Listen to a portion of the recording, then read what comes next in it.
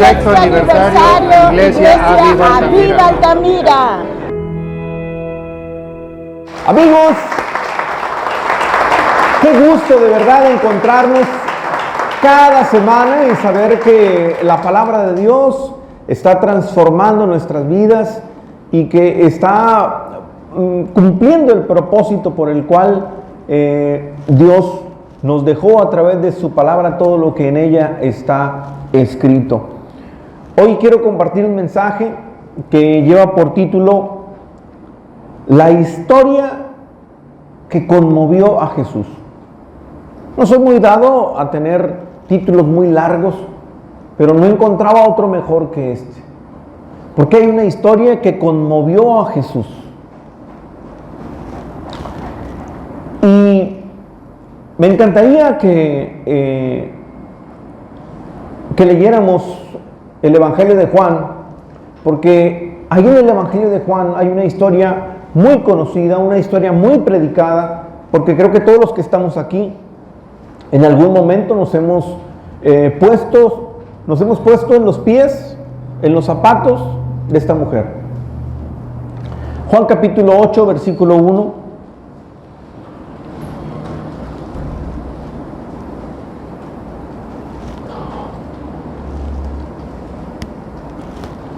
Dice la Biblia, y Jesús se fue al monte de los olivos,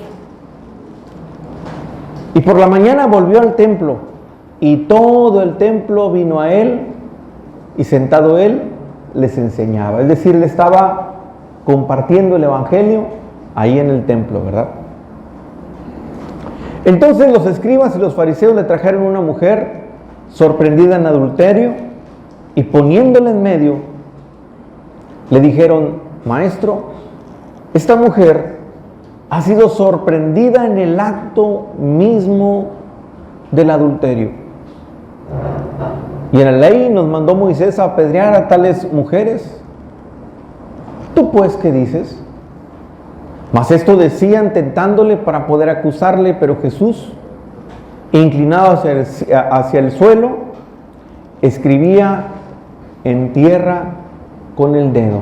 Aquí podemos ver algo interesante, que estos escribas y fariseos conocían la ley, y sí, de acuerdo a la ley de Moisés, esta mujer tenía que morir.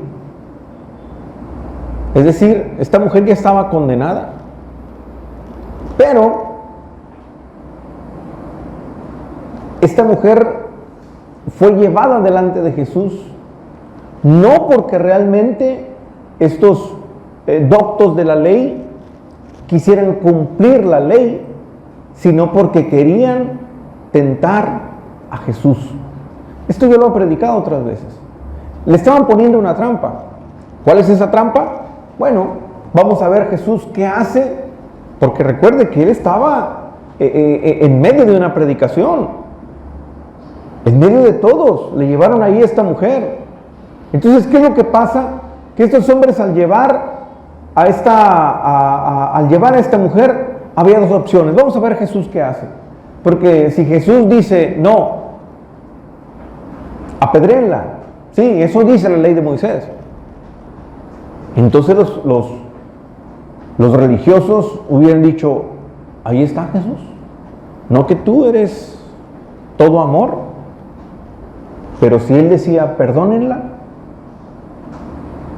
entonces ellos dirían, estás infringiendo la ley. Y al infringir la ley, podían arrestarle. Y bueno, era una acusación muy grave, ¿verdad? Porque estaba faltando a la ley de Dios. Pero veamos cómo sigue la historia. Versículo siguiente.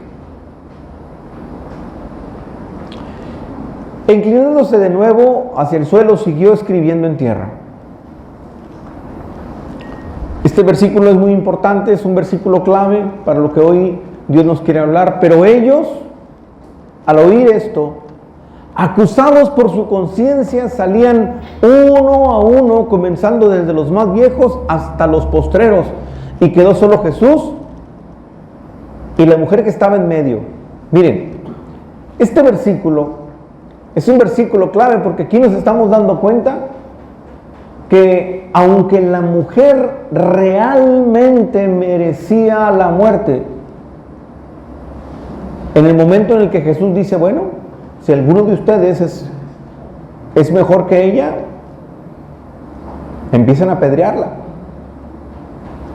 Y dice aquí que la conciencia de ellos empezó a acusarles, es decir, llegó un momento en el que ellos al escuchar las palabras de Jesús, reconocieron y en su conciencia entendieron que ellos no eran mejores que esa mujer.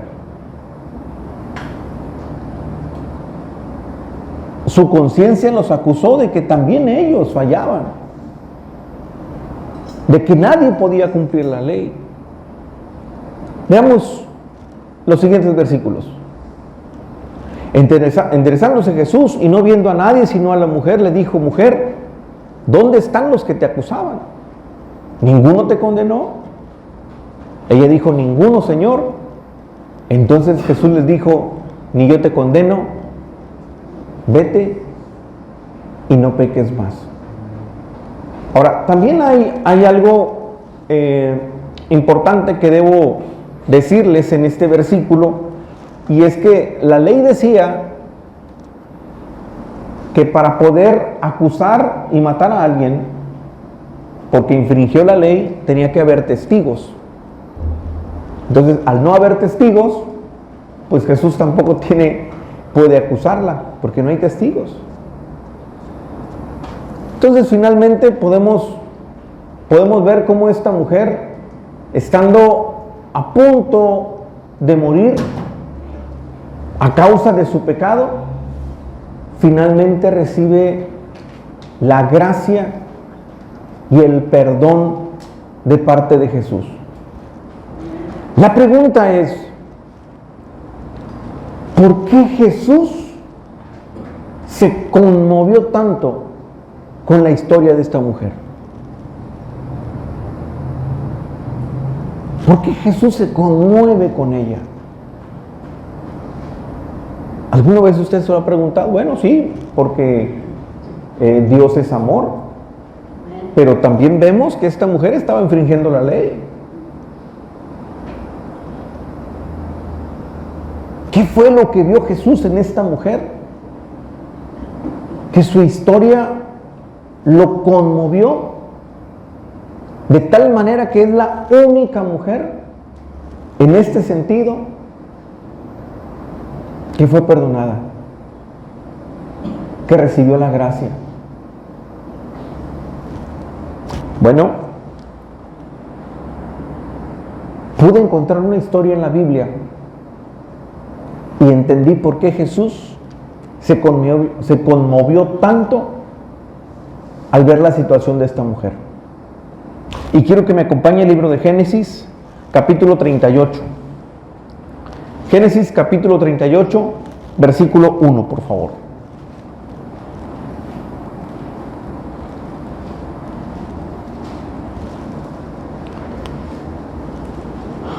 Lo voy a leer un poquito rápido porque vamos a leer casi todo el capítulo, pero lo tengo que leer todo para que podamos entender bien la historia. Dice, aconteció en aquel tiempo que Judá, recuerden que Judá es uno de los hijos de Jacob, quien después Dios le cambiará el nombre a Israel. Judá es uno de sus hijos. Y recuerde también que hay una promesa que de Judá vendría el Mesías. ¿Por qué? Porque Jacob, a quien bendice, es a Judá. Ok. Dice, aconteció en aquel tiempo que Judá se apartó de sus hermanos y se fue a un varón adulamita que se llamaba Hira. Y vio allí Judá la hija de un hombre cananeo, el cual se llamaba Súa, y la tomó y se llegó a ella, es decir, se casó con ella y procreó. Y ella concibió y dio a luz a un hijo y llamó su nombre Ese es el primer hijo, el mayor. ¿Cómo se llama? Concibió otra vez y dio a luz un hijo y llamó su nombre Onán. Su segundo hijo, ¿cómo se llama? Onán. Y volvió a concebir y dio a luz a un hijo y llamó su nombre Sela. Y estaba en Coezib cuando lo dio a luz. Es decir, tuvo 3 hijos con esta mujer cananea: Onán y Sela. 3 hijos. Continuamos. Después Judá tomó mujer para su primogénito el hijo mayor.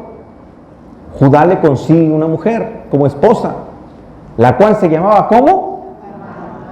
Tamar. Tamar no es una mujer judía. Ojo con esto. Tamar no es una mujer judía. Pero esa fue la mujer que Judá escogió para su hijo. Ahora, no pierdan de vista esto.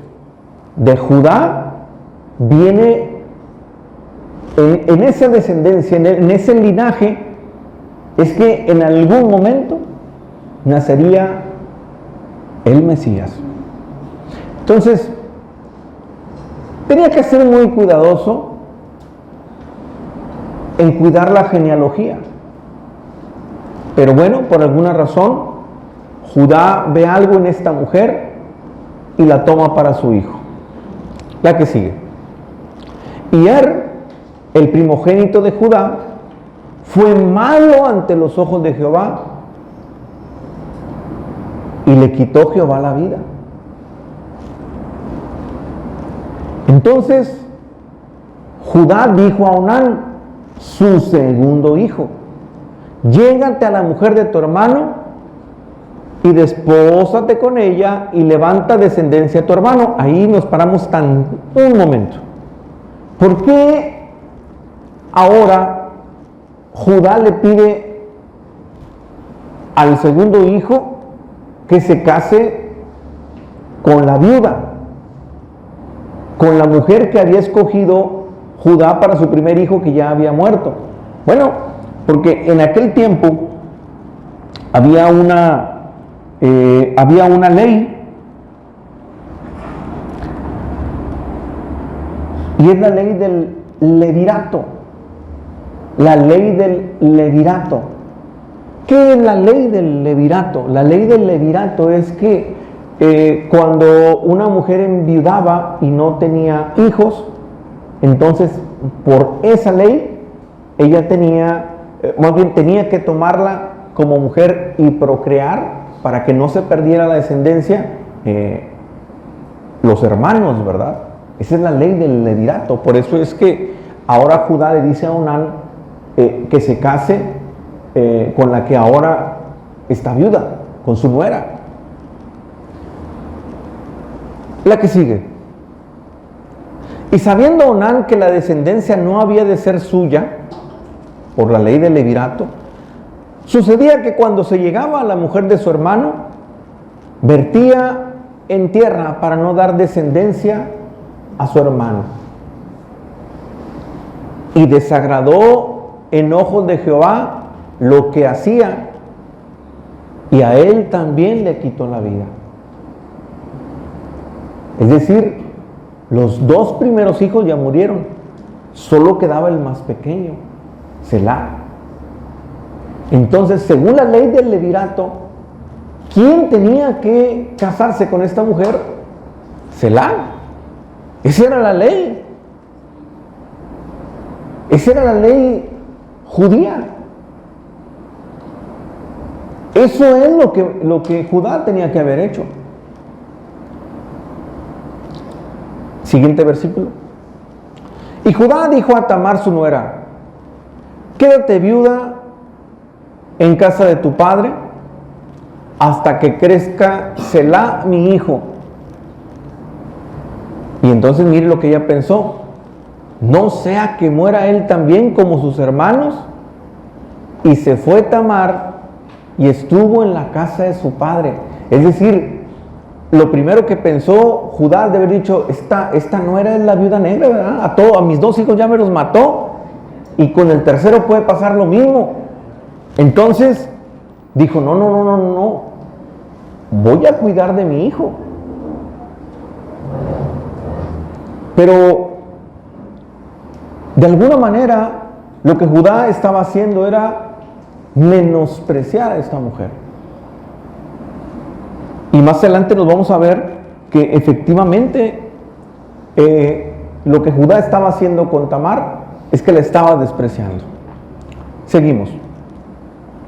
Pasaron muchos días y murió la hija de Súa, mujer de Judá. Es decir, Judá enviudó también. Entonces ya vemos que tanto la nuera está viuda, pero ahora él también queda viudo. Después Judá se consoló y subía a los trasquiladores de sus ovejas a Timnat, él y su amigo Hira, el adulamita. Y fue dado aviso a Tamar diciendo, he aquí tu suegro sube a Timnat a trasquilar sus ovejas. Entonces, fíjense lo que hizo Tamar. Se quitó ella los vestidos de su viudez y se cubrió con un velo y se arrebozó y se puso a la entrada de Enaim junto al camino de Timnat. Ahí iba a pasar el suegro, porque veía que había crecido Selá y ella no era dada a él por mujer. Es decir, ella ya se había dado cuenta que su suegro la estaba despreciando. Su hijo Selá ya había crecido, ya tenía la edad suficiente para desposarla también. Y ella veía cómo crecía, pero el suegro la tenía ahí. Váyase a su casa y ahí quédese.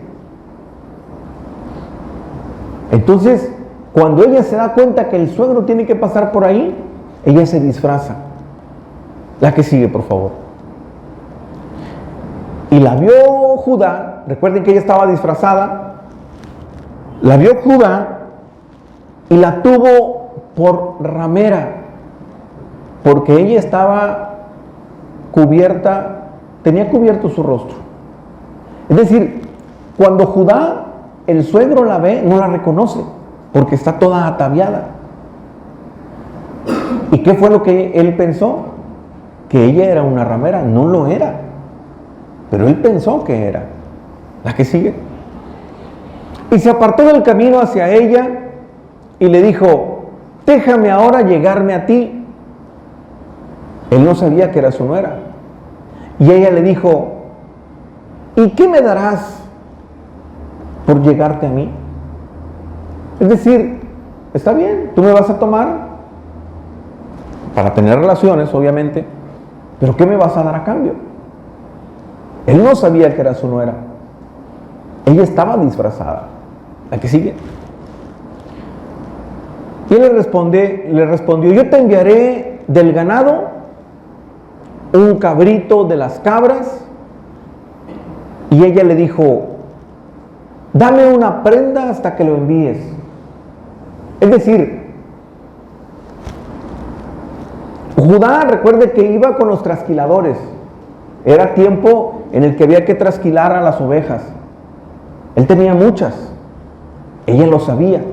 Y ella le dijo, bueno, yo te voy a mandar una de mis ovejas. Pero ella muy habilidosamente le dijo, bueno, pero pues déjame algo en garantía. ¿Cómo sé yo que me vas a mandar una de tus ovejas? Pero como que ella ya tenía un plan, ¿verdad? La que sigue. Entonces Judá le dijo, ¿qué prenda te daré? Y ella le respondió, tu sello, tu cordón y tu báculo. 3 prendas. Tu sello, tu cordón y tu báculo que tienes en tu mano. Y él se los dio. Y se llegó a ella, a la nuera, y ella concibió de él. Es decir, Judá tenía que haberle dado, según la ley, a su hijo Sela. Si su hijo Sela hubiera muerto también, el que tenía que tomarla era el suegro. porque esa era la ley del levirato. Pero el suegro no le da al hijo menor. Entonces ella buscó una oportunidad y se llegó al suegro. Y dice que entonces de él concibió. La que sigue.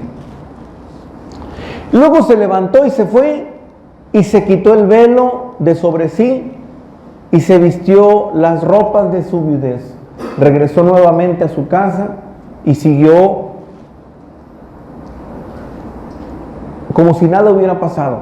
Ella no era una mujer ramera, ella era una mujer que estaba esperando a que su suegro le diera a un esposo, cosa que nunca sucedió. La que sigue. Y Judá envió el cabrito de las cabras por medio de su amigo el adulamita para que éste recibiese la prenda de la mujer, pero no la halló.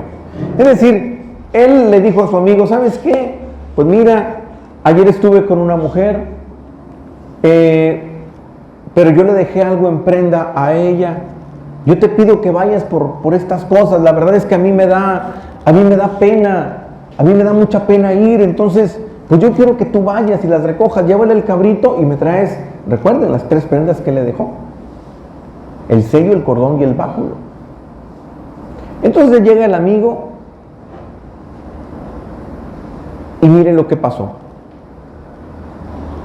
El amigo llegó y le preguntó a los hombres de aquel lugar diciendo, ¿dónde está la ramera de Enaim junto al camino? Y ellos le dijeron, no ha estado aquí ramera alguna. Entonces él se volvió a Judá y le dijo, oye, no la he hallado. Y también los hombres del lugar dijeron que aquí no ha habido nunca una ramera. Y entonces Judá dijo, bueno, pues toma lo que yo le envié, agárralo para ti, para que no seamos menospreciados. He aquí yo he enviado este cabrito y tú no le hallaste, ni modo, ya quédate con lo que yo le envié. Y sucedió que al cabo de unos 3 meses fue dado aviso a Judá diciendo, Tamar tu nuera ha fornicado y ciertamente está encinta a causa de las fornicaciones. Y Judá dijo, sáquenla y sea quemada. Ahí nos paramos tantito.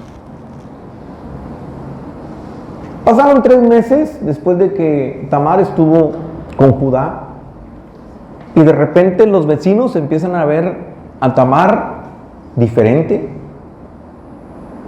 Su abdomen ya no era el mismo. Y fueron de chismosos con el suegro. ¿Qué crees? ¿Te acuerdas de la viuda negra? Pues resulta que ahora es la viuda alegre. Porque, ¿qué crees? Ha fornicado. Y entonces se enojó Judá y dijo, ¿pero cómo que ha hecho eso? ¿Cómo que ha hecho eso esa mujer? ¿Cómo ha manchado el honor de la familia? Yo le dije que se fuera a su casa y que esperara. ¿Y por qué no ha sabido esperar? Él no quería enviarle a su hijo, pero eso nunca se lo dijo. Y fue tanto el enojo de Judá que entonces dijo, sáquenla y quémenla. ¿Saben por qué? Porque esa era la ley. Y sobre esa mujer estaba a punto de caer todo el peso de la ley. ¿Por qué? Por haberse entregado a otro hombre y no haber esperado a su hijo. Es decir, al igual que la primera historia, esta mujer está a punto de recibir la muerte. Siguiente versículo. Pero ella, cuando la sacaban para matarla, ¿verdad? Fueron a su casa y la sacaron. No creo que le hayan dicho, señorita, venga aquí. No, la sacaron a la fuerza. Y cuando ya la llevaban rumbo al matadero, dice que ella envió a decirle a su suegro: del varón cuyas son estas cosas estoy encinta. Entonces ella muy habilidosamente dijo: bueno, está bien, antes de que me maten, solo díganle a mi suegro algo. Yo sé quién es el padre de este hijo. Es más, tengo las cosas del padre de este hijo. Díganle a mi suegro que si antes de matarme le gustaría saber quién es el padre de este hijo que estoy esperando.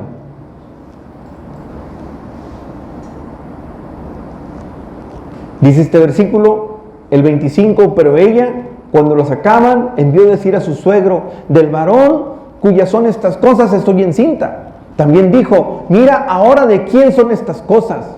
Y entonces les muestra el sello, el cordón y el báculo. Pero resulta que el sello, el cordón y el báculo tenían las iniciales, una J, de Judá. Y cuando Judá ve las cosas que había dejado en prenda, supo que eran las de él. Entonces supo que la mujer con la que había estado no había sido una ramera, sino que había sido ella. Entonces Judá los reconoció y dijo: más justa es ella que yo, por cuanto no la he dado a Sela mi hijo, y nunca más la conoció. Ahí nos paramos tantito. ¿Se acuerda aquellos hombres que uno a uno iban dejando la piedra por un lado? Porque su conciencia no les permitía matar a esa mujer adúltera frente a Jesús. ¿Qué acaso no es lo mismo que está pasando ahora con Judá? Esa mujer que estaba a punto de ser muerta, la conciencia de su suegro, al ver que eran sus cosas, dijo: yo no soy mejor que esta mujer, no la maten, por favor, déjenla viva. Al contrario, ella es más justa que yo. Y obviamente no la mataron. Ahora, ¿qué tiene que ver esta historia con Jesús? Porque yo comencé este mensaje diciéndole que cuando Jesús vio a esta mujer adúltera, a la que perdonó, esa historia le conmovió su corazón. ¿Qué tiene que ver esa historia con esta? Siguiente versículo. Y aconteció que al tiempo de dar a luz, he aquí había gemelos en su seno, de Tamar. Sucedió que cuando daba a luz, que sacó la mano el uno, y la partera tomó y ató a su mano un hilo de grana, diciendo: este salió primero, para identificarlo. Pero volviendo él a meter la mano, he aquí salió su hermano, y ella dijo: ¿qué brecha te has abierto? Y llamó su nombre Fares. La que sigue. Y después salió su hermano, el que tenía en su mano el hilo de grana, y llamó su nombre Sara. Es decir, esta mujer Tamar tuvo con Judá 2 hijos gemelos. Uno de ellos es Fares y el otro es Sara. Pero ¿quién es Fares y quién es Sara?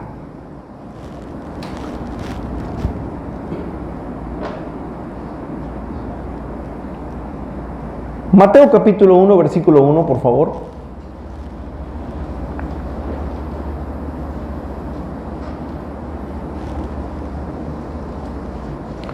Mateo capítulo 1, versículo 1. Libro de la genealogía de Jesucristo, hijo de David, hijo de Abraham. Mire, aquí está la genealogía de Cristo. ¿Sí? Ese que perdonó a la mujer adúltera. Ese que se conmovió al ver la historia de esa mujer a la que todos querían matar. Pero ¿quién es la genealogía? Abraham engendró a Isaac. Isaac a Jacob. Y Jacob a Judá y sus hermanos. Judá, ¿recuerdan? Y Judá engendró de Tamar. Miren quién aparece aquí en la genealogía de Cristo. Tamar, la mujer que había sido despreciada. Esa mujer a la que estaban a punto de matar porque la habían considerado una mujer ramera. Judá engendró de Tamar a Fares y a Sara. Pero no es de Sara, sino a través de Fares que sigue la genealogía de Cristo. Porque después dice que Fares engendró a Esrom y Esrom a Aram. Es decir, Cristo es el Hijo de Dios, Jesús es el Hijo de Dios. Él sabía quién era su genealogía. Y cuando yo estaba leyendo la historia de esta mujer adúltera, cuando le llevan a esa mujer y Jesús empieza a ver a esa mujer llorando y resignada porque no tenía escapatoria.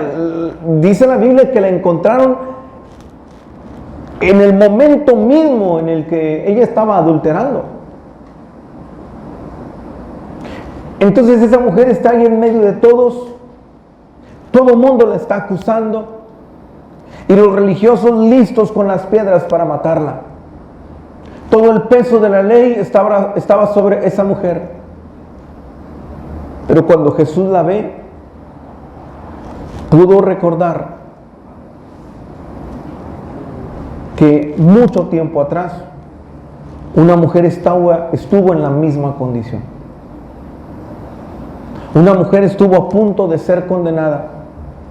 Una mujer estuvo a punto de morir. Sí, el caso de Tamar era una injusticia. Pero aquí realmente estos religiosos no era por cumplir la ley que la querían matar. Y Jesús se conmovió al ver a esta mujer, porque pudo recordar que de su genealogía una historia similar había ocurrido. Dios ya había tenido misericordia con Fares, tomó a una mujer extranjera. ¿Y sabe usted que después de esa mujer aparece otra en la genealogía de Jesús, Rahab? Que también era una mujer ramera. ¿Y qué es lo que la Biblia nos enseña con esto?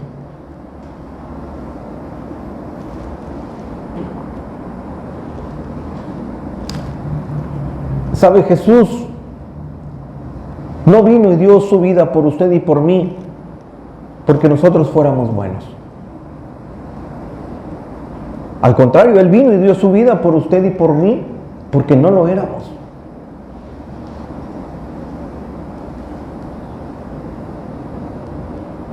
Nosotros no éramos justos, pero ahora lo somos por el sacrificio de Cristo. Usted y yo merecíamos la muerte como esta mujer Tamar. Usted y yo merecíamos la muerte eterna como esta mujer adúltera. Pero ¿sabes una cosa, iglesia? Tu historia y la mía conmovieron el corazón de Jesús. Tu historia y la mía, al igual que la de esa mujer adúltera, conmovieron el corazón de Jesús. Y por eso es que Él siendo Dios, se despojó de esa deidad, se hizo hombre y vino a esta tierra para dar su vida por ti y por mí. ¿Cuántos pueden decir amén? Le damos un fuerte aplauso a Dios. Oye, pero dele fuerte el aplauso a Dios, déselo fuerte, fuerte, fuerte. Entonces, cuando tú y yo podemos entender una historia como esta, es cuando tú y yo podemos sentir misericordia por los demás. ¿Sabe? No una vez, sino muchas veces yo le pregunté al Señor, Señor, yo no merecía tu amor, yo no merecía tu perdón, yo no lo merecía. Yo no merecía que un día me arrodillara delante de ti y que tú me escucharas. Y mucho menos merecía que un día me dieras la honra de ser llamado y servirte. ¿Qué fue lo que tú viste en mí, Señor? Mira cómo era. Pero cuando leo una historia como esta, entonces entiendo que si el Señor me perdonó y me llamó, era para poder entender a los que estaban perdidos como yo. Es fácil para muchos juzgar a otros, pero cuando tú y yo logramos recordar de dónde el Señor nos tomó, de dónde nos rescató, es entonces cuando podemos tener misericordia para con los demás.